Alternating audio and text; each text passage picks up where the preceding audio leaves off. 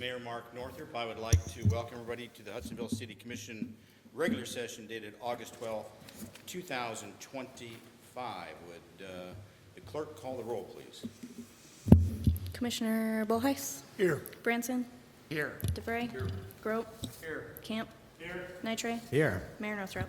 Here. Would everybody please rise for the Pledge of Allegiance? I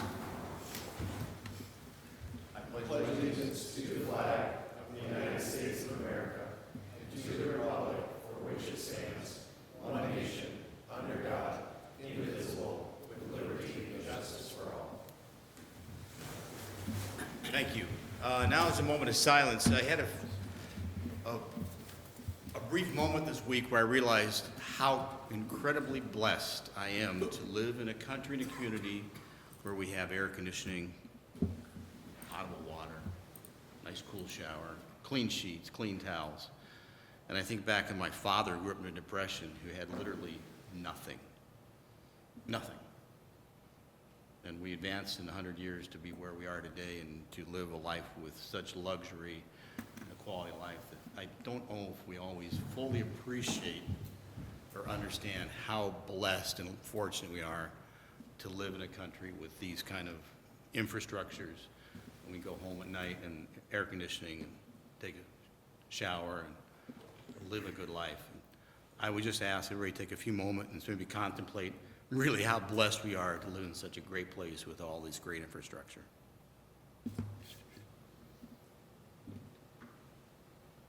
Thank you. I'd like to move on to public comments. If anybody was here from the public that would choose to address the commission, please step forward.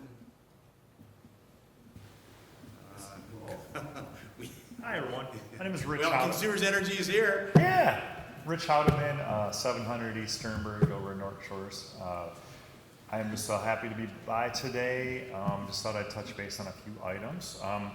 One that's kind of really fun down the street in Jenison, we're going to, on August 26th, we're going to be, we've done this with a couple nonprofits in West Michigan. We're going to be giving them, donating them a e-van, electric van.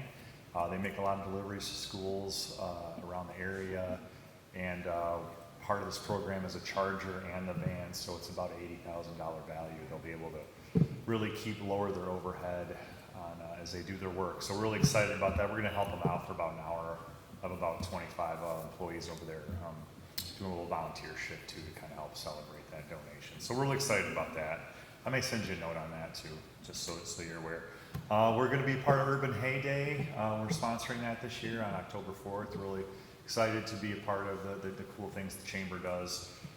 So we're happy to sponsor that this year and all the good work they do. And just really want to be really just glad to work with the city. Had a meeting not too long ago with yourself and Tyler and we're always kind of chatting with Dan too. Our work is kind of interesting. The city has a really great vision aesthetically, and sometimes our work is a challenge with that. And so we really appreciate talking through how we can serve your customers or your, the new development that's happening in your area, get them the electricity they need, and try to do it in the most effective way possible, and for aesthetics too. And it can be a challenge sometimes. So we really appreciate the relationship and talking through those things. And then lastly, you're just growing. We have quite a bit of substation work happening in the area, not right in Hudsonville. We're going to be expanding our substation by Royal Technologies. I think we're going to have a brand new substation over in Georgetown at 36th and Baldwin area. But all that power kind of helps increase capacity to help fuel the growth that's happening in your area. So we're here, and you got a good team here that can always get a hold of me anytime you need it. Thanks. Any questions for Rich from the commission? You know how I feel about putting utilities underground. Yeah, we're trying that more than ever now. It's just a little expensive, so gotta be careful. So if there's ever any grants, we'd be more than willing to sign up with them. Amen. I know. Thanks, I got Rich. You. Yep. Anybody else from the public? Hearing none, I would move we go on to the consent agenda items. There are, 7? City Commission work session of July 8th, City Commission regular session of the minutes dated July 8th. DDA meeting minutes dated July 9th. Planning Commission meeting minutes dated July 16th. Everybody needs to know that the master plan had the public hearing, and Jules Schumacher is now the chair. Board review meeting minutes from July 12th. And last, the accounts payable were reviewed and approved between meetings by the Finance Committee and City Manager. Any changes to those minutes? I noted the Planning Commission meeting still had a reference to Chairman Vandenberg. Chairman Vandenberg moved out of town rather on short notice. Yeah, so It still shows him it still shows him as the chair. as the chair. What date are those meeting minutes? July 16, they're still draft. Yeah, that should be, I'll give us that, we'll make sure we. He was technically still chair because they hadn't appointed anyone. because in theory, he was still the chair at the start. Yeah, he wasn't present, but it said he called the meeting to order. So. Oh, okay. We'll make those corrections. Anything else? Finally, I'd like to acknowledge Commissioner Dan Bolheis for covering for me last meeting. Dan, you and I have been sitting on this commission for nearly, 12 years, 13 years now? I'll have you know at this exact same moment, a month ago, I showed up at a dude ranch to take a horseback riding trip, and I got sized up by the old ranch hand as the most capable to handle Clarence, the biggest horse, with the biggest attitude. Well, all the pretty ponies with the pretty city girls were up front. I was number 13 in the dust. So with eating dust. Yeah. Oh yeah. So it was a great time. Don't kid yourself. But I thought about this commission, and you know how I feel about missing meetings. But thank you very much for covering. Anything else? Those consent agenda items. Hearing none. Would there be a motion to approve? You can just vote. Just vote. All those in favor say aye. Aye. Opposed, say no. Consent agenda items carry. Moving on to departmental reports. Fire Department, Chief Essenberg. Good evening. I have before you a report for the month of July. In the month of July, we responded to 68 calls for service, so that brings our total now up to 447 for the year. So we are clicking right along, many calls for service. A couple of calls of note, we had a lot of what we call PI accidents or personal injury accidents. Just seemed to be a little bit of a thing, I guess, for the month of July. We had 6. 3 of them were fairly serious. So one was a motorcycle versus car.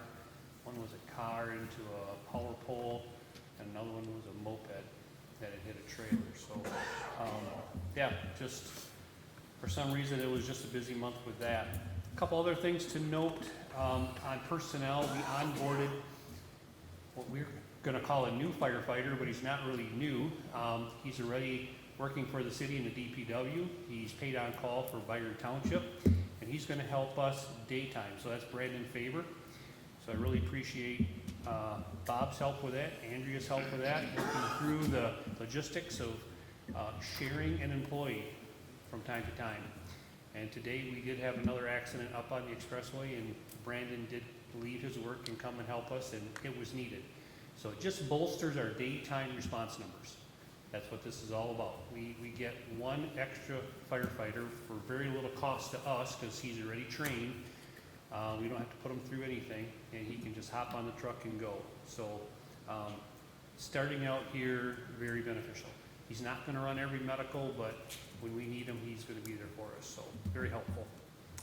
And then maybe under meetings, something to point out was we had a big event at the fairgrounds. It was an MCI training. It was put out by Ottawa County Emergency Management. Dave might talk a little bit about that too, but it was just a good way to test our capabilities and our systems. The scenario was a car driving through a crowd. It was the same scenario that Ottawa County Emergency Management has done for the past 3 years. So this was the 4th year, and it was in our area. Very good training. We learned a lot.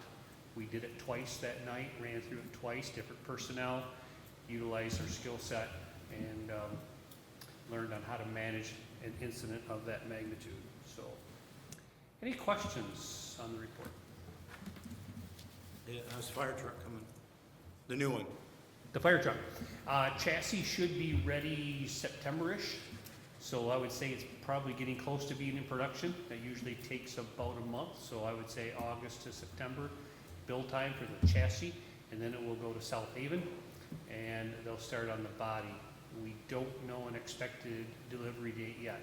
They're saying sometime in 2026. So we were hoping for April. I don't think that's going to happen. I think we're going to be more June, July of next year. Anything for the chief? Keep up the great work, thank you. Thank you. We have Sheriff's Department? Do you want to brief it, anything in particular?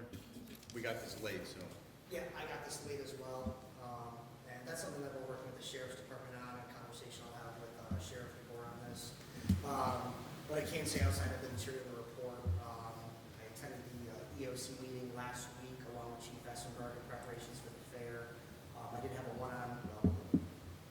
Chief and I met with Ryan DeVries last week to discuss fair planning, some other items, and those are reoccurring monthly meetings, so we're having intentional and direct conversations with law enforcement leadership throughout the county. Looking forward to working with Eric DeBoer, or Sheriff DeBoer, excuse me, on the next steps as part of policing and his vision for the future staff in the county. And we had a workshop prior to this, but as I get more information to work through, I'll be sure to inform the city commission.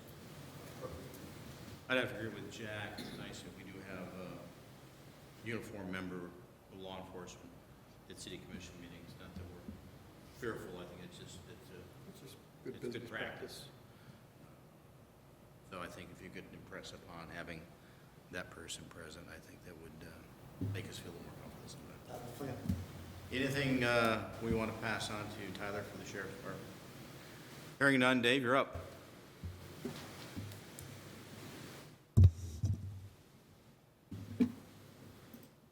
Good evening.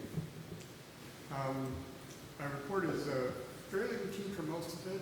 Staff meeting was normal, and the siren test, of course, went well, as they typically have been. I did have 4 people on my team that went up and helped Grand Haven Public Safety with their Independence Day fireworks. They love having us there, it seems. We've done it for 15 years for that event now, so it's always, we do that now to help out, but it's really good exercise, I think, for my team, because we've joked that if we can move cars around in Grand Haven, we can do anything here, right? Because I think the investment is like 250,000 people there. And so it's good practice for us on how to handle large volumes, how to think on our feet, how to be in an unusual situation when we're not really as familiar with. And as Chief Esmer mentioned, we did have the MCI exercise. What my team did for that, we were at the had 2 people at each entrance. Just after people came in and went through registration, so we knew that they'd been background checked and everything, we just double checked with them, made sure they were weapons free, because there are no weapons allowed in the exercise. So we just double checked, and if they were weapons free, then we put a wristband on them, so everybody was comfortable that everybody was following the rules.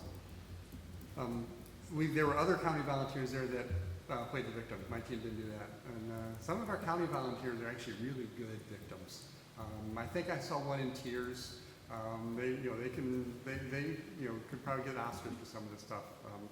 And some of our bilingual county volunteers, they will forget that they know English during these exercises. So really, it puts our first responders to the test a little bit. So I think overall, it looks like a good exercise. So yeah, I'm kind of running out of things to babble about in this month's report. How's your staff? We are still down 2 people. We're recruiting. I do have one person that I work with at Meyer. He said, if you can wait till December, he said, I think I can do this. He's just stretched a little thin in his volunteer stuff right now. He'd be a good fit because he's on what is essentially Meyer's emergency management team. And I thought, I can hold a spot, and we'll still interview him and everything, make sure he goes through the process. But we are being selective. I've learned over the years that it pays to wait, and not just take the first candidate that we find, but make sure that we're finding the right person. Any questions for discussion for Dave? Thank you. Keep up the great work, Dave. All right, thank you. We're lucky to have you for us. Oh, and I'm sure one question on your mind is, yes, we are ready for the fair. You've done it before. Moving on to City Treasurer Monthly Report. General Fund Summary leads it off, and I'll turn that over to the Finance Director, Andrew. Good evening, everyone. Let's see, we don't have much to report. It's just the first month of the fiscal year, but I sent out the end of year report to y'all yesterday, I believe. So that recapped last year. Those numbers are going to change a little bit as we, close out some different things and look back some revenues for like the state shared revenue and different things. But those are the numbers as of right now, and just to give you accurate kind of judge of what was going on last year. This year we're started out a little slow with the revenues, taxes coming in, but we're at 80% now. We have about 3 days left for collection, so that's about typical, I would say. A lot of people like to wait till the last day to pay, so 80% is pretty good to be at right now. Let's see. Expenditures are also a little slower to start this year, so I guess just a sluggish start to the fiscal year. I don't know. Then on the investment report, last month we averaged about 4.29% interest, so it's still doing pretty well. The daily interest rate's about 4.4, and 2 years about 3.4-ish. So we're well over the 2-year average, with the staggeredness of the investments, but right around the daily rate. But with interest rate cuts on the horizon, maybe we're looking like we're in a good spot with the investments with that. What's the number in the bottom right? $38,587.59. So What was inflation reported at this month? I do not check. 2.2%. 2.2%. Okay. Okay. Oh, that's pretty good. And they're saying food prices are zero. Yeah. Inflation. Amazing. So we're pretty fortunate we're getting that kind of return on our investment. Right. Yes. Yeah. So happy to do what we can for the city to get some free money there. And then finally, you'll notice on the debt report, there's only 2 columns there now. We paid off the DPW building. Yeah, so that's good. Got rid of one of those, and then we'll pay One more on the Plaza installment loan. Yep, that will be paid off in January. We have to wait till the new calendar year to pay that. Just as our agreement with Ken there, and then then all we'll have is the Terrace Square and Harvey Street bond. So we're looking good debt-wise there, and I think any questions on anything. I don't know if you had any questions on the end of your report or anything else. You can email me or ask me now, I guess. But yeah. How are we looking on the CIP meeting? When was our first? Do we have one on the calendar? No, generally, what we'll do is staff, we'll take the first quarter 1, quarter 2 of this fiscal year. They'll submit their CIP requests or ideas, and then we'll look to potentially work those in. And then as we said, for budget workshop, we want to leave you guys earlier on that before we start working on a lot of numbers. So January or February, we'll get together with you, talk about what has legs, what the timelines look like. Unless you guys like to go about it a different way. Whatever works best for you guys. I think it works. By the way, Andrew, Yes, sir. the report that you did, that's great reading. Thank you. It really, if you haven't had a chance to review it, commissioners, I would encourage you all to spend a little bit of time studying it, because it's very revealing about where we're spending money and how we're spending it, how we look. And I just appreciate that level of detail. And I did brag about our financial acumen at the mayor's conference last week, and a lot of interest about how we manage our finances here. And incidentally, in 2027, I have volunteered to be the site for the mayor's conference. And one thing I would like to maybe have you talk about some of the techniques we've done with some of our finances here. Okay. Hopefully, we're all still here. Anything for Andrew? No, but I would thank you too, and I would express that. Yes, thank you, Larry. It's an easy read, and it's great information and well presented. Okay, hearing none, we'll go on to the Economic Development Director's Report for Grant Tracker. Incidentally, this had a lot of interest at the mayor's conference too, and they wanted to use this as a template for other communities, just so you know. I was reluctant to share that because I thought maybe some of our grants might get grabbed by them, but I couldn't be that selfish. You're sharing our secrets, Mr. Mayor. Mr. Mayor, Jacob is not with us tonight. He's dealing with some sickness. I can either give his economic development report. My preference would be to have him just give the quarterly report in September. But I'll leave it. That's fine. I don't have a problem with that. I think we can all read the report. Hearing that, we'll just move on to the next item on the agenda, which would be Michigan Municipal League voting delegate nomination. Who's attending the MML conference next month? We have 1, 2, 3. Would be nice if we maybe had a more junior member be the MML member. I don't think so. It's not a big deal, but I think it's, I make a motion to appoint Dave as I think that's an excellent idea. I'll second that. There's a second, amazingly. All those in favor say aye. have to have an Who's your alternate? Huh? Who's your alternate? Oh, I can't because it's Wednesday night and I have to attend. well, the alternate would only go if Dave got sick, right? Correct. But you have an alternate that has to be able. So I guess, Jack, you want to be the alternate? Can you? I'm not being there. I'm not going to be You're there. not, so it'd be Dan. Dan. Okay, so Dan is the alternate. All those in favor say aye to Dan and Dave. Aye. The MML reps. Thank you very much. Motion carries. Moving on to early voting agreement. Is there a motion? Make a motion to execute the early voting agreement between the City of Hudsonville, Allendale Township, and Blendon Township. Second motion. And moved and supported. Jill, how many hours you have into this? Oh my gosh, a lot. I've had multiple meetings with just Allendale and Blendon, with other clerks. That doesn't even include the OCCA meetings that we've discussed it. So lots of hours, but we have a good agreement. Everybody gets along? Mm-hmm. Are there any questions for Jill? Yeah, could I ask a question about poll workers? Is there a minimum age to work 16. the polls? 16. Wow, is that young? You're good, Dave. And then once you're 18, you have to be a registered voter. Any other questions for Jill?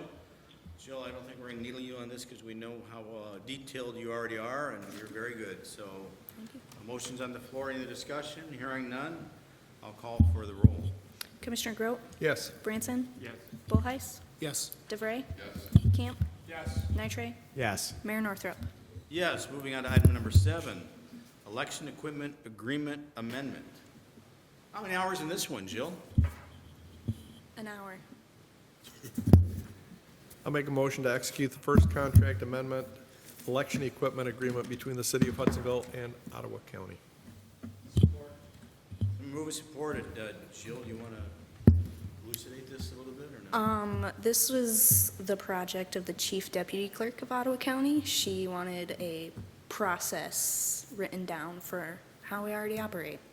So it's just writing down how things happen for returning equipment. If we happen to say we don't need 5 tabulators anymore, we only need 4. We have a way to do that. So it's So, a little more formalized. Any other questions for the clerk? Hearing none, roll call, please. Commissioner Grote? Yes. Camp? Yes. Bullheis? Yes. Branson? Yes. DeVray? Yes.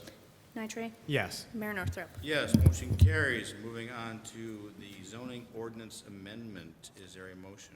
Make a motion to adopt ordinance number 25-339, a comprehensive amendment of the City of Hudsonville zoning ordinance. Second. been moved and supported. I went to print this off my computer the other day and realized it was 420 pages, and I stopped at the last minute, Chris, Save some trees. to save a tree. But Yes. this represents a lot of work by Chris and by the team. And it's how many months? Nearly, we have a year's worth of, Yeah, this was an 18-month process from beginning to end, including the master plan and parks plan. Obviously, it's a 3-part process. The zoning ordinance is the final piece. As you're aware from planning commission minutes, and for those of you that were there, the planning commission adopted the master plan at their July meeting, as well as recommending this zoning ordinance to you for final adoption tonight, if you choose to do so. What I've got prepared tonight for the commission is an overview of the big policy items that are incorporated into this new updated ordinance. We've also worked hard with staff to create a very usable document itself. That process is ongoing as we finalize that document behind the scenes a little bit. But I want to give you, thank you, Dan, an overview of those big policy items that are in here. At that point, obviously, it would be appropriate for any revisions that the commission wishes to make before the vote to be discussed, followed by, of course, the vote itself.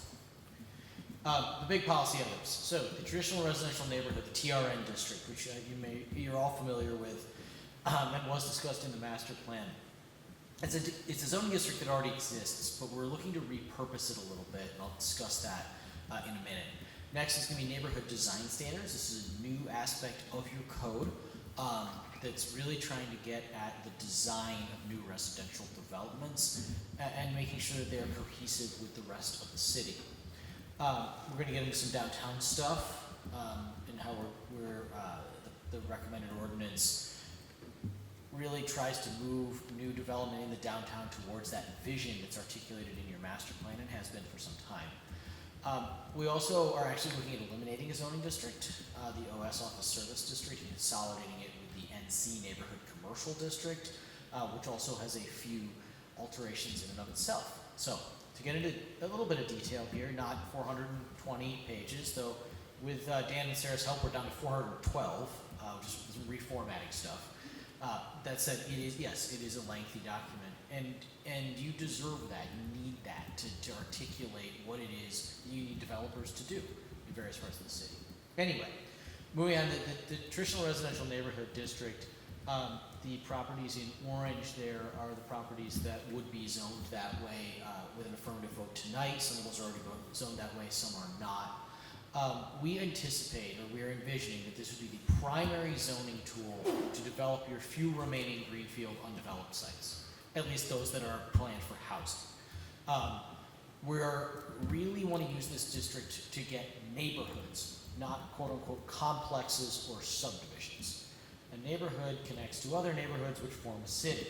A series of complexes are going to be divided amongst themselves. You're not going to be able to get from one to the other, and you won't have a city, you won't have a community at that point. You'll just have a series of developments. So how are we going to try to avoid that? And lastly, what are we doing in this district to demand quality from developers? And what do we mean by demand quality? What we mean is zone for what you want and then expect it. Put in your ordinance, this is the development that we want, this is what we want, the characteristics that we want development to have in our community. And then as those developers come to the planning commission, and some of them will come to you, expect them to follow that. We would like to see fewer planned unit developments in the future because we want to be able to follow the code as written rather than negotiate.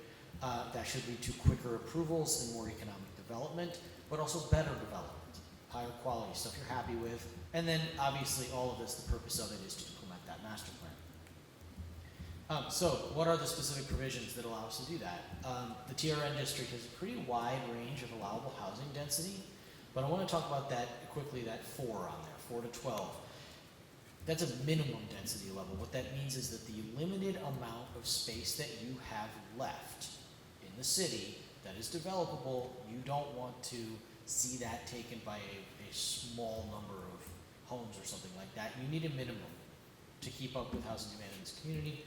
And then the 12 on the other end, we don't need to be truly maxing out the carrying capacity of any property. That's not the character of Hudsonville, so we developed that range. Additionally, neighborhoods do not have one kind of housing. They don't have the houses that look the same over and over and over again. At least that's not the kind of neighborhood we want here. So what we've developed is this housing variety standard, and there's two aspects of it. One is the actual type of housing, which you see on the screen here. Any new development under this district, and there's a minimum number of units before this kicks in, but generally any development in this district is going to be at least 20% single unit homes, single family homes, but no more than 60%. And then you see the percentages for other types of housing going down the list there, with the lowest percentage being the large multifamily buildings at 25%, because we really don't want developers saying, oh, I can do this many units, that's a building. Oh. No, that's not how you create a neighborhood either. That's a building with a parking lot. No, we want variety in size of buildings, variety in types of housing. That's going to be variety in price point, variety in household type, variety in age, because those things will all be attractive to different people. We also want variety in design. So this requires architectural variety, which means no identical buildings next to each other. If you're building two buildings, there have to be differences between them. And then a design option, which we'll talk about what that means in a minute. That has to be different than at least one adjacent building. So even if you're not identical, you have to pick a different architectural style. And finally, no more than 60% of the total buildings can be the same design option. What do I mean design option? Here's your design options. There's 5 of them. Cottage, Craftsman, Victorian, Modern, and Main Street. Each is described in general terms in the ordinance, and then in specific terms, in terms of things like building materials and window design and things of that nature that are going to get you these different architectural styles. What you see on the screen there is small multifamily buildings in each of these styles. Of course, this could be single-family homes as well. In fact, aside from Main Street, all of them are residential styles. The other aspect of these of zoning for true neighborhoods is your neighborhood design standards. As I said, this is a new piece of the zoning ordinance you don't have currently, and it's got a couple pieces. One is the road network, right? So we're going to get new roads. If we have new development on these parcels, we're going to get new roads. These roads need to have some sort of coherency to their design. We don't have a problem necessarily with cul-de-sacs as such, but if you end your entire neighborhood with cul-de-sacs, the next one over won't connect to you, and then we won't have a coherent city. So we must connect to existing abutting roadways where we've got opportunities to do that. We must connect to existing stub streets. They were built for a reason, right? The stub streets are supposed to be extended. And then we need to build new sub streets connecting to the next parcel over from when it's developed. Now, this isn't necessarily hard and fast. The Planning Commission will have some discretion here, and the wording is physical, legal, or environmental constraints. So, hey, I can't build a road to that. That's a wetland, right? I can't build a road to that. There's a consumer's power easement. I can't cross that. Or I can't build a road there. That's somebody's house. There isn't a way to do it. And then the Planning Commission would be able to say, yes, that's fair. But even with that sort of caveat, you will still get better connected road networks with this. And that's going to be safer, and that's going to keep traffic from accumulating on your major roads. Next thing, green space. A lot of times we see green space preservation as a trade-off. The developer gets something in return for preserving green space. This doesn't do this. This doesn't do that. 5% of your property, when you develop, again, there's minimums that you have to hit before this kicks in, but 5% of the property set aside for open and recreational space. And you can't just leave it in the corner and make it trees. It has to be readily accessible for the residents. So that could be a park. It could be natural space. And the priority does say the Planning Commission should prioritize preserving natural features. So if you have a wetland or a floodplain or a nice stand of wooded trees, that's where you want the open space, and then you work from there. Moving on to the downtown. So this is working within the framework that you've had for a while, at least in your current zoning ordinance, with these 3 downtown zoning districts, which are Central Business District, Mixed Use, and Town or Neighborhood Center. And you can see how they lay out in the downtown. I do want to call out that the Central Business District is primarily your area around the planned Village Green. It doesn't actually extend that far along Harvey Street in either direction. You hit the Mixed Use District pretty fast. And then the edge of the downtown being the Town and Neighborhood Center. So what are we looking at here? One of the changes is with regard to street setbacks from streets. So this is going to bring in a kind of a new concept or a unique concept. Some communities are doing this, but it's relatively uncommon. But we think it works for you guys, and that is measuring your setbacks from streets not from the right-of-way line, where ordinarily in a downtown you'd say your setback is 0 from the right-of-way line. Well, in your downtown, because you have Harvey Street, you have the Woodruff design. As you know, the master plan calls for additional Woodruff designs. Additionally, you have your realigning roads. You have areas where you've got roads running through easements as opposed to true rights of way. All of that's happening downtown. So what we're trying to measure then is our setback is from the curb or the edge of the pavement.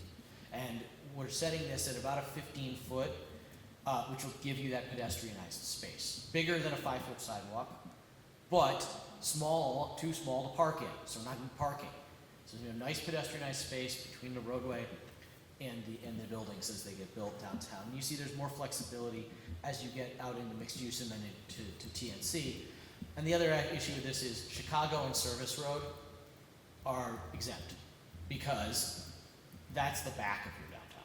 The front, Harvey's the front, Chicago and Service are the back. So there isn't a requirement to build your building up to Chicago. It's to build it up to Harvey, parking back on Chicago where the heavy traffic is. As far as side setbacks, another way that we create that urban feel downtown is putting the buildings next to each other or close. This is kind of, again, a unique thing. Rather than a minimum and a maximum, and you can do anywhere in the range, it gives you 3 options. You put the buildings right next to each other, you go 10 feet from the property line and give a walkway, which if both buildings do it will be 20 feet, so somewhere 10 to 20 feet, you're gonna get that walkway between buildings, but that's not gonna be wide enough for cars. Or 35 feet, that'll get you a driveway and a sidewalk. And the note on the 35 feet is you can't connect that driveway to Harvey Street. We want those buildings closer together along Harvey, off of Harvey, other streets, than having a driveway going back into the parking makes more sense. We're hoping that this layout, this design of side setbacks will allow developers to create parking lots that work with your downtown vision and don't interrupt it, while also not having to ask for waivers and PUDs and that kind of thing. As far as building height goes, I know that's a big topic with regard to character. That CBD around the Village Green would be 4 stories, then you go out to the mixed use would be 3 stories, and out to the TNC 2.5, so you do an angled roof and maybe a dormer or something. Downtown form generation also has the same architectural variety requirements, or not, well, overlapping architectural design requirements with TRN.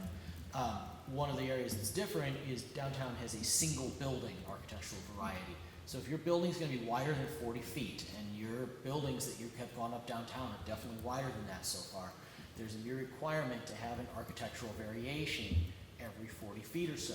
This building I show here isn't quite hitting that 40-foot standard, but you get the idea, right? That every stretch of that building looks just a little bit different. So instead of a big mass wall that's undistinguishable, you have the feel of multiple buildings. Feel of a downtown that's built in smaller chunks. And then for multiple buildings, very similar to that TRN, you can't put identical buildings. You can't build identical buildings next to each other. You have to pick a design option. You have to pick a variety of design options if you're going big.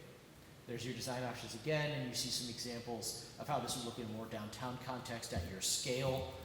Main Street on the top left, Craftsman on the top right, Victorian bottom left, and then Modern on the bottom right. What I find interesting about these buildings is they're all 3 to 4 story buildings. They could be residential or office or lodging upstairs. They all have commercial first floors. So from a box perspective, without the architecture, they could all be basically the same building. Then you change up the architecture so you get a little variety in your downtown, and we don't end up with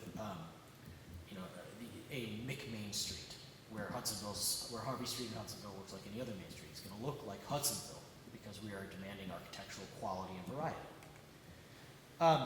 There is kind of an exception to all the form-based rules, and that's called landmark buildings. This is an opportunity to come to the Planning Commission with a unique idea. Now, it's not open to everybody. It's open to a building that contains a civic, religious, recreational, or performing arts use. So if you're doing one of those things within the building, then you come to the Planning Commission and say, we want to be a landmark building. They're not on the slide, but there are rules for when the Planning Commission would approve that versus not. But this is to get that, the reason I included this image is because that focal point building at the base of the village green may be a building of this type to allow it to be unique and creative and that kind of thing. This also allows for religious institutions and that kind of thing to be creative with their design and reflect their faith. Another aspect of downtown is the existing businesses. I know this is a major concern under the current ordinance, is that the existing businesses are asked to do a lot just to invest, and in some cases are restricted from having appropriate signage. So I want to reassure you that that has been corrected. Existing businesses in the downtown are now allowed to have signage appropriate to their building, very similar rules to businesses outside the downtown. If you have an existing building, what the signage available to you will be. But also, we want to make sure that downtown businesses can be invested in and that we are facilitating renovation. And so there's a set of regulations in here that moves an existing building towards the vision of the downtown without requiring you to come all the way to full form-based code compliance, which is extremely expensive and frequently turns a renovation into a reconstruction and then may put it out of the price range of a small business owner. That's not what we want. We want our existing businesses or existing buildings to thrive. So, as an example, it may be something where, hey, you need to pop open a couple more windows facing Harvey Street, but you don't have to move the wall of your building at all. So that kind of trade-off, trying to facilitate those renovations in ways that the existing code does not do super well. Last thing is the open space and neighborhood commercial districts. I'm cutting out these as one because they are being combined. I'm sorry, I said open space. I meant office service. The office service district.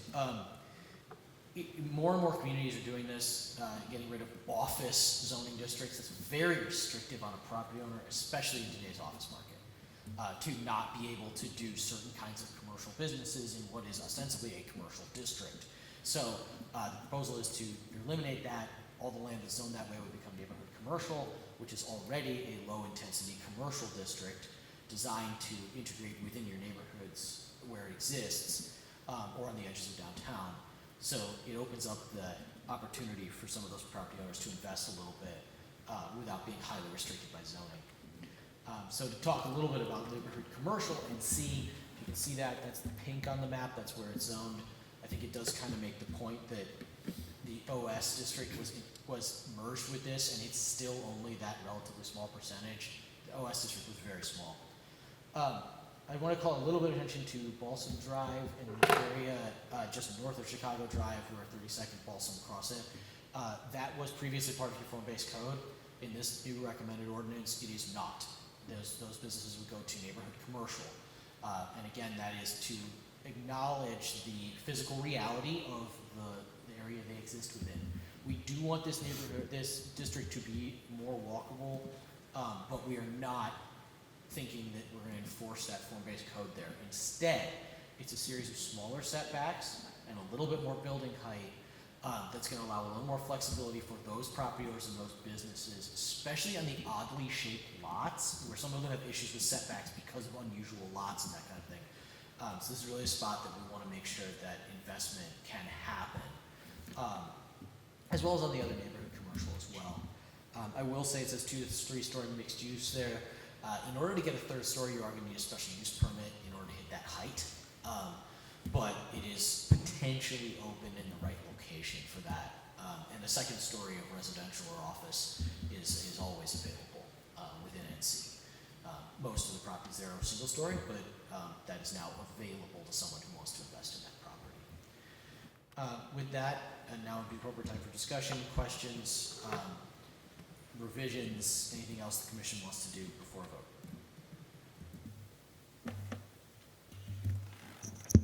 I have a real quick question. With a focus on the downtown, was the signage ordinances related to signage addressed? It wasn't mentioned here. Yes, it was. We understand that under the current code, there are businesses that are very restricted on signage, particularly wall signage. That has been, I would say, corrected. It's the rules that apply to similarly situated businesses outside the downtown will now apply in the downtown to existing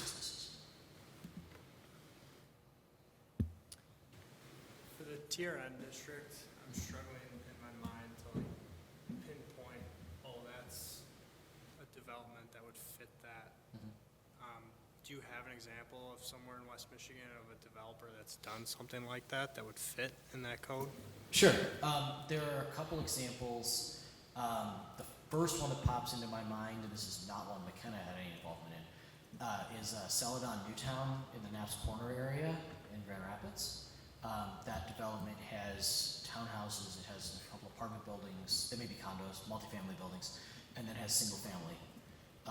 That development I think is more dense than we would allow, especially the single family lots are very small. But that sort of mix of housing units is kind of what we're going for.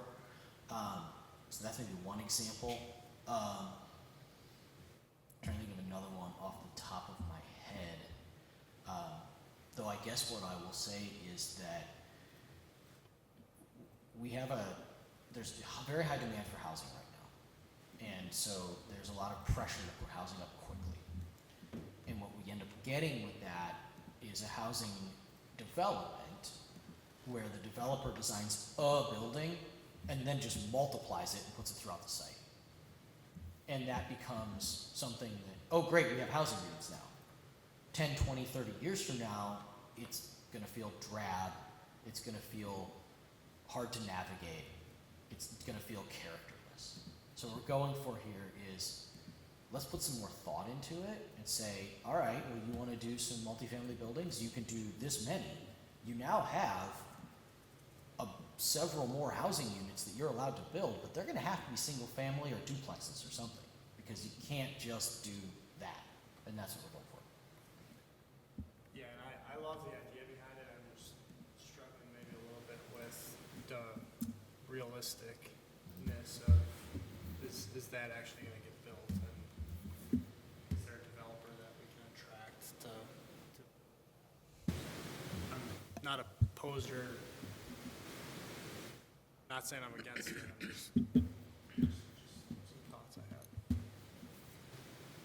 have. That's understandable, though I do think that there are a number of developers out there that can handle each of the different types of sort of quote-unquote product. Developer partnerships, that kind of thing could also work to get it done. And again, it has happened. It's, and I think it's something I would submit that it's desirable for you to say, hey, we want that variety.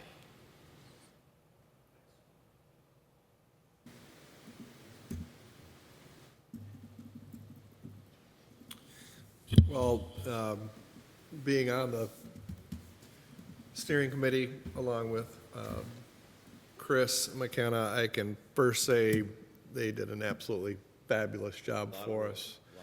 Tremendous amount of work, and I don't know how we would have navigated it without your expertise, honestly. Did a tremendous job. You know, there's so many moving parts to this document and everything that pertains to what it touches. I mean, you've got the history of many, many decades of growth and development, and then you've got the future where you want to control things in a correct way. Developer wants to do something and it has to be good for them, and we want them, but we have to make sure that it's also good for Hudsonville. I mean, there's just a lot of moving parts, so I'm just really grateful for McKenna's involvement, and I think the end result, everything that we have here,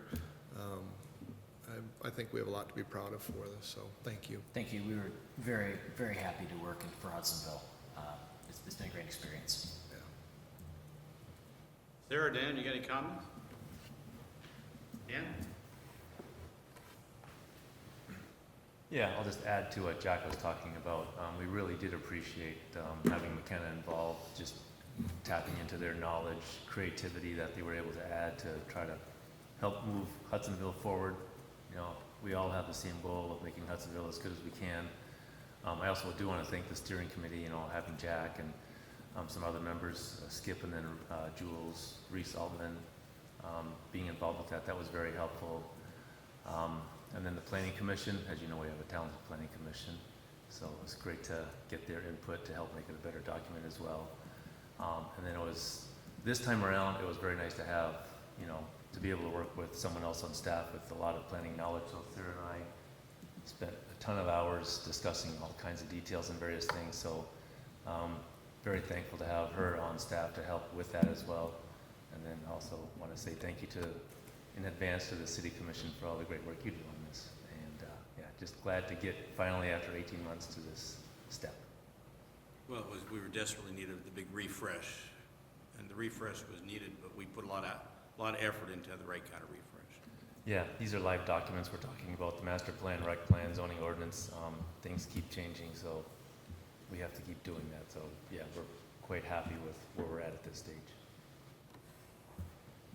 Thank you, Dan. And while I have the floor, I'd like to thank the steering committee as well. Lots of hard work and great ideas, as well as particularly Dan and Sarah, who, we mentioned it's 412 pages, and they're the ones that know it inside and out. They had to teach it to us, right? This is how the ordinance works. This is how it needs to work. I want to commend them for their talent and professionalism and that inside knowledge that really almost no one else has of the intricacies of the way this ordinance works, and not allowing us to break it by putting in some of our new ideas, because sometimes you can do that from a document perspective. So we're feeling pretty good with that and really appreciate all their hard work, as well as, again, the steering committee for guiding this process. Anything else? There's a motion on the floor. Hearing no other discussion, I'll call for the roll. Commissioner Branson? Yes. Grow? Yes. Bullheis? Yes. DeVray? Yes. Camp? Yes. Nitre? Yes. Mayor Northrop? Yes. Thank you, staff. Thank you, Chris. Thank you, commissioners. We will work with staff and get you your final zoning ordinance, as well as an effective date, and you can begin to use it. Very well. Moving on to one of the last items here. Fire Explorer Program Establishment. Is there a motion?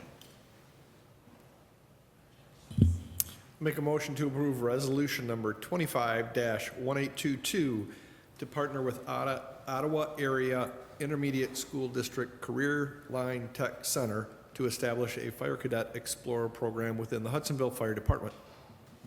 Support. No move is supported. Andrea, your handiwork's all over this with Steve, I assume, right? Yeah, this is kind of a joint venture. This is something that's been going on in the background for a year and a half. The Career Line Tech Center has been looking towards a program where they can have students come and get firefighter 1 and 2 training. And if you remember years ago, we were thinking, okay, we got to think outside the box. How are we going to encourage more young people to join the fire service, whether it be full-time, paid on call, whatever it is, get them enthused at it. But one of the ideas that came up was this program. So the Career Line Tech Center is going to start this curriculum this fall. They have 30 students signed up, maybe a little bit more than that, 30 to 40 students already signed up. Not all of them are going to go for their certification. So as they were going through the steps of the process, they needed fire departments to step up and sponsor these students. So they're hoping that every department in Ottawa County will eventually join on. The state of Michigan said you not only have to sign them up already in September before they even start the curriculum, they have to be sponsored, and you have to have a cadet explorer program in place. Now, we have a cadet program in place. This is a little bit different. This would be students, full-time students, who would be under our, kind of like under our umbrella, but they would be educated at the Career Line Tech Center. And then the second step of this is, if it gets to be, when it gets to be January, if they're excelling in the program and things are moving forward, then we have the opportunity to mentor them. They can come to a few of our trainings, possibly come to calls. All of that is not finalized yet. We have some hurdles to jump over as far as liability. Seniors in high school or something? I'm sorry? So these are high school students, and like any other program through the Career Line Tech Center, they do have requirements for their grades while they're in school to be able to participate in the program.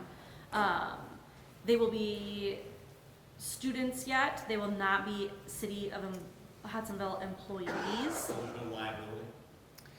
That is one of the Career Line Tech Center is willing to hold the liability on that. Some other communities are putting them under their liability umbrella. That is one of the items that we have to sort out. So this is a step one, the liability, where we want to sit liability wise. Steve and I need to figure out with Andrew what our level of risk would be on that, if it's something we'd be willing to take on, and then look at the school's liability waivers. Now, they have other similar programs for EMT, and a few others where they are holding the liability, so we want to look at those items. We've already been in contact with Bloom Sluggett, and there's definitely going to be some things to be sorted out before we do that. Yeah, you're not gonna send them into the fire. We can't. We aren't Correct. allowed to. Yeah, right. Yep. Things Yep. happen still. No, yeah, we just wouldn't be able to do that, not at an explorer level. But the resolution tonight is something that we have to file with the state of Michigan that says we are willing to implement this program to give them authorization to be educated at the Career Line Tech Center. So it's really step one. And then, yes, we have some work to do. So would our explorers be from Hudsonville High School? Yeah, so there are 7 that are enrolled this year that are from the Hudsonville area. So that could be Jamestown, Georgetown, Hudsonville, maybe even Blendon Township. But Jenison Public Schools also has 6. So that's 13. Georgetown's going to go ahead and sign on. We don't know how many are going to come under our umbrella. We have to work through that. I do know that as far as mentoring, we're going to be very limited just because of our manpower, what we can take on. So part of that discussion for step 2 in January is going to be, maybe we interview them and say, okay, city residents rise to the top, because that's where we have a potential of possibly hiring them someday.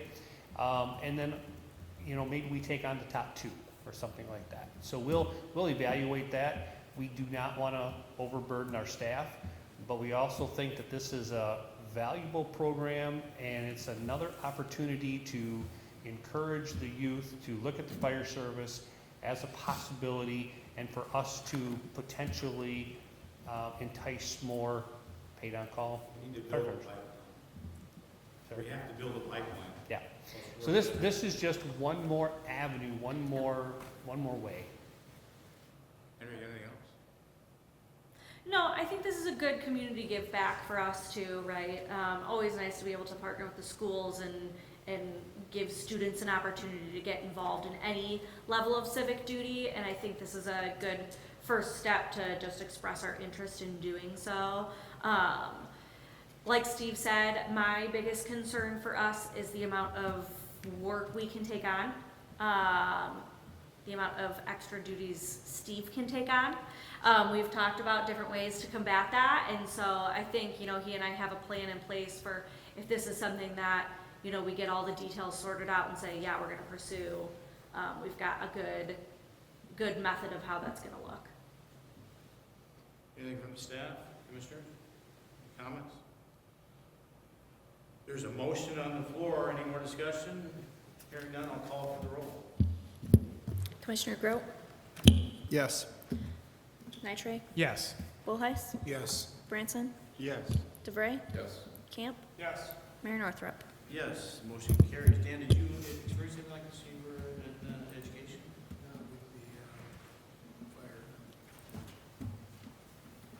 Well, thank you both. Before we go to Tyler, we can give his manager's minute vote. Dave? Jeremy? Larry? No. Dan? Jack? A last chance for the staff. I got a couple of things here. Brush Creek will be having a ribbon cutting. August 19th at 10 a.m. at 6365 Balsam.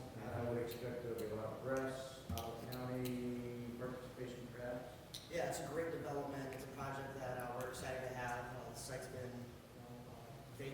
25 years now. They have cleared it quite well, I've noticed. Yeah, and it's a big win for the city. Yeah, it's a big win. Question for you on that. I thought I saw something, just to make sure it was on the same page, that was at 2 o'clock. That came out, I don't know if that was previous, and then I saw yours, Mark, on either 10 or 10:30, but I just wanted to make sure everybody, Let me look at my calendar here. We've emailed them their marketing manager, right? I have it at 10 a.m. that's what I thought, but I had another document. I don't remember where it was. Earlier events. There's a ribbon cutting at Royal Technologies, Sound Off Signal. Sound Off Signal. At 2 p.m. on the 14th. That's tomorrow, or this week. Gotcha. Sound off signal, 2 p.m. Sound off signals, yep. Can I just reserve 4 places, but we can bring as many as we Yep. want? So let's meet here, 1:45. That one is 2 p.m. and then the one Yeah. next week is 10 o'clock. Gotcha. And Sound Off Signal's breaking ground on a new building. Yeah. And I've been there for, I think, 2 of these. They're expanding quite a bit here. In Delicias is having their ribbon cutting at 11 o'clock on Thursday. Correct? 11 o'clock on Thursday. That should be a nice ribbon cutting too. Pretty Yeah, excited. it's really nice. They've had their soft opening. I've been there Yeah. a couple times Yeah, already. I got voted too. It's a dangerous place. Yeah. Any good. Oh, in a great way. It's, I would say, upscale Mexican or whatever. Yeah, it's Italian Mexican fusion. It's really good. Yeah, it's really good. Wickedly good. Get the chicharrones, trust me. Change your life. It's the only other thing. If you ever hear any feedback, I would just see, you dial in there anymore on the. Sarah gave an update at the Parks and Rec Commission that a representative from the DNR came out to tour the site, so things are moving well. Progressive. Yep. Okay. And with that, I'll turn over to Tyler for manager's minute. Okay. That's what you did there. This will not be a short report. There's a lot of activity in the city, but I will do my best to get through it. The 32nd Avenue letting has been conducted. This was run and managed by MDOT. The city received 2 bids. The engineer's original estimate was $474,000, with the low bid coming at $458,000 from Riley Construction. As part of the approximately $220,000 grant the city was made aware of that was available last year for construction costs, the disadvantaged business enterprise requirement comes into effect. Minority and female-owned businesses there, so they have to hit a certain percentage. So they're working on a waiver as part of that. The subcontractors are included there. We believe that they'll get the waiver according to the city engineer. Right now, we're looking at an approximate schedule of sometime in September. And just a reminder to the members of the audience and the commission, the city waited 3 to 4 months to get the necessary approvals from the State Historic Preservation Office, SHPO, and the National Environmental Protection Agency. We're chewing up some extra sidewalk there to make it more ADA compliant. And that, in this case, unfortunately, triggered some delays with the Are we project. talking to the schools? Yeah, I talked to the superintendent roughly a month ago and let him know that to the best of our efforts, we really tried to get this in the summer. But when it comes to this kind of permitting and sign-offs on this, but just another big win for the city. We're stretching our road dollars, and at roughly 50 cents on the dollar, we can pave a lot more asphalt, such as being able to squeeze in the Berry Street project at the end of the fiscal year. I'll have more information. We haven't had a pre-construction date yet until Reeve Riley, who's worked with in the past, gets that waiver. We won't have more information, but when I do get more, I'll make sure that we provide a press release, we'll be in contact with the schools for logistics, and by all means, I'll inform you all. I want to thank the city staff for 4 great happenings on Harvey, as well as the 4 concerts in Veterans Park. Lindsay and Bryn continue to do a great job. For happenings on Harvey, a lot of preparation. We want to give a special thanks and shout out to Jacob McGard, who, in lieu of Lindsay and Bryn, due to welcoming a new baby and getting married, were unavailable the last 2 weeks in July. Jacob stepped up to provide staffing for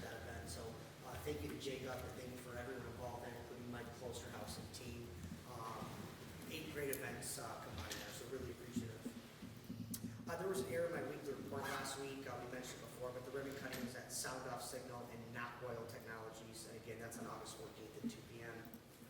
We mentioned the groundbreaking for Lanes at Rush Creek, August 19th at 10 a.m. Just a big win for the city all around on this 84-unit development, unique housing, 1 bedroom, 2 car stall garages. It's the kind of workforce housing the area needs, and we're really happy with the way that the project has gone up until this point with the brownfield plan, and really appreciate the city commission's support in bringing additional housing to the city. I've started scheduling meetings with various firms or consultants to discuss options for the current library. We've talked about improvements for the library as evidenced in the master plan and strategic plan, whether a future location could be adjacent to the village green, whether we retrofit and upgrade our current library.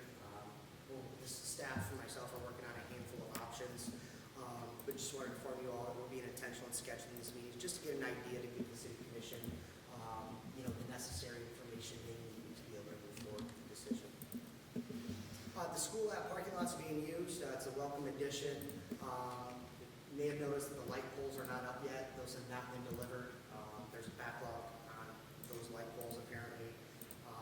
We're hoping to get those delivered in the next 2 to 3 weeks. I'll have to put Bob on that. Yeah, okay, and that happened recently. The utilities as part of Terra Station have been completed. The landscaping in the area needs to be redone. We're working with a subcontractor, with a contractor here. It's been really hot. We didn't put irrigation there, so we'll give this another go this fall. Make sure we get the right kind of growth in for early next year. And then finally on that, Sarah and our intern Dylan have done a remarkable job on providing the necessary installation at the site. We have the conduit laid as part of the project, as well as adjustments that could be made if that is a future site of a public transportation or a bus stop. It was designed intentionally to be able to pivot to that. But I'll be working with Sarah on some final touches about the direction of the installation. I'll work with Jacob and the DEA on what that looks like, the ownership of the EV stations, the various programs. We've also been working with consumers. So we'll look to hammer that out in the near future. You mentioned it before, but I want to give a firm shout out here to the entire planning and zoning department. Dan and Sarah, most especially, it's behind the scenes work, but what we did from the Parks and Rec plan, the master plan, to these ordinance updates, it's behind the scenes, but it's some of the most important work that the city does. So kudos to you both on a job well done. Also want to thank Commissioner Grote, as well as Planning Commissioner Reese Altman, and former Planning Commissioner Skip Vandenberg. Again, your efforts over the past year are applauded by my office, and this will make a lasting impact and a positive note for years to come. So thank you again. And then 2 items left here. We have a need for a city commission workshop on August 26th. If it's okay with you all, we'll schedule that for 6 p.m. You all? For you all, for all of you, for the city commission. I will not be here. Sometimes I do that. You'll be missed. Vacation. Good for you. It's 6 p.m. You're gonna. Yeah, it's up to you guys. We do 6. I prefer 6 p.m. August 26th. Yep, it'll be before Tuesday. Yes. August 26th at what, 6? August 26th at 6 p.m. The agenda is to be determined. I'm taking an intentional approach here to limit things on the agenda. I'm being very cautious on where we're pushing city staff and in what direction and how fast. We're obviously busy right now with the developments that we have going on. I had my 4th meeting in regards to the Village Green last month with Jacob Agard. We met with some consultants yesterday to discuss next steps to present to you guys, and we'll have an update for you guys at the workshop. But do know, as discussed back in April and May, we said July and August, and we're picking that timeline. So we spent a lot of time already on it. It's just the beginning, but really looking forward to sharing with you those results. Yeah, just send a calendar for 6 p.m. on the 26th. Thank you, sir. And then finally, just a reminder that I will be out of the area on August 16th through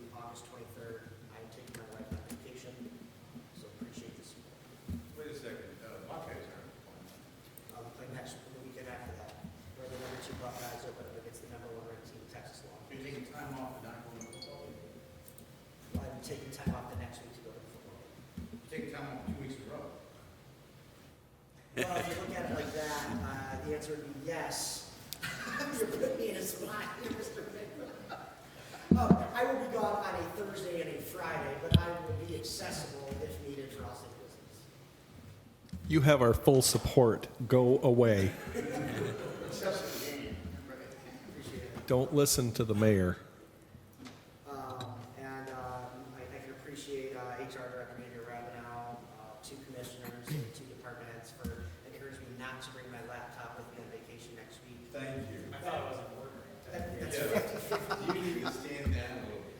I have been known to defy orders. Maybe I'll bring it. We'll do just fine. I know. We've done this before. The world won't stop. That which would be good for everybody. That's okay. Is there anything else that's come before the commission this evening? Hearing none, we are adjourned.